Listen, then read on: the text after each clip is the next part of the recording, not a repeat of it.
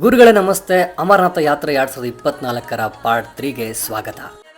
ಶೇಷ್ನಾ ಕ್ಯಾಂಪಿಂದ ಬೆಳಗ್ಗೆ ಎದ್ದು ಲಂಗರಲ್ಲಿ ತಿಂಡಿ ತಿನ್ಕೊಂಡು ಪಾದಯಾತ್ರೆ ಶುರು ಮಾಡ್ತೀವಿ. ಇವತ್ತಿನ ಡೆಸ್ಟಿನೇಷನ್ನು ಪಂಚತರಣಿ ಕ್ಯಾಂಪು. 14 ಕಿಲೋಮೀಟರ್ ನಡಿಬೇಕಾಗುತ್ತೆ.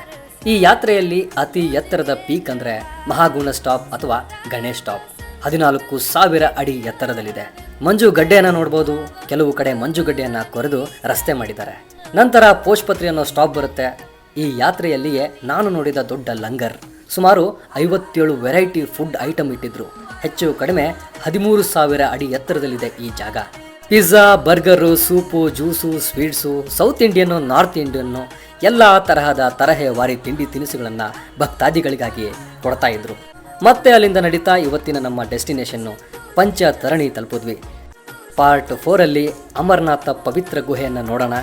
ದೇಶ ಸುತ್ತಿ ಕೋಶ ಓದಿ ಅಂತ ಹೇಳ್ತಾ ಮತ್ತೆ ಸಿಗುವ.